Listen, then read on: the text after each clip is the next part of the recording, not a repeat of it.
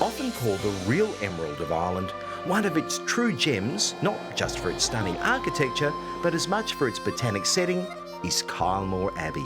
The reason for its elaborate design is, in fact, it was actually built as a castle completed in 1871. It's had many owners and is now home to a community of Benedictine nuns who set up here in 1920 when their abbey in Belgium was destroyed in World War I. Settling at Kylemore, the Benedictine community opened a world-renowned boarding school for girls, where Irish nobility sent their daughters to be educated.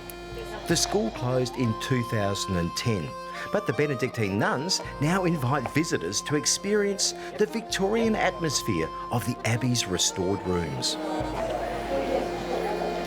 Every aspect of the rooms open to the public reflect the Victorian period, from the furniture to the elaborate furnishings and intricate woodwork. This is a step back in time. One could easily imagine a century ago being greeted after a long journey and spending time sipping a cup of tea while telling everyone the latest news from Dublin or London. The church adjacent to the Abbey is something special. It's a miniature version of a Gothic cathedral. This compact cathedral is an interesting piece of Kylemore history. The craftsmanship and attention to detail is stunning. From the ornate stained glass window to the striking marble columns displaying 4 different types of Irish marble. Originally a place of Anglican worship, following the arrival of the Benedictine nuns, it was rededicated as a Catholic church.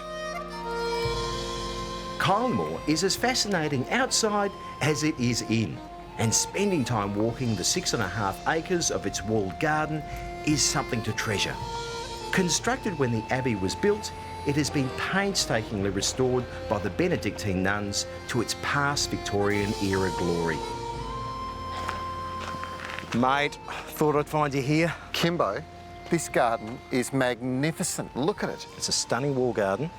Well, wall gardens are one of those things, and they're a very special place. Well, what a picture. In the early days, Victorian times, it was also about protection of the crop, and this would have been a major source of food, not only for the family here, but also for many of the workers. There's something for everybody. As gardens get smaller at home, well, what about espalier? Well, the biggest thing, the biggest thing in gardening is living walls. Well, here's a terrific example of just a beautiful living wall. The kitchen garden makes up the other half of the garden and is predominantly given over to the growing of food. The garden is governed by very strict rules, with only plants relating back to the Victorian era allowed to be planted here. And that relates also to the vegetables, what we would classify as heirloom varieties.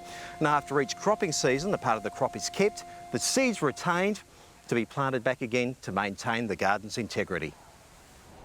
Kylemore Abbey and its walled garden is certainly a treat for any visitor along the wild Atlantic Way. Set on a backdrop of Connemara's rugged landscape, this is a definite must visit.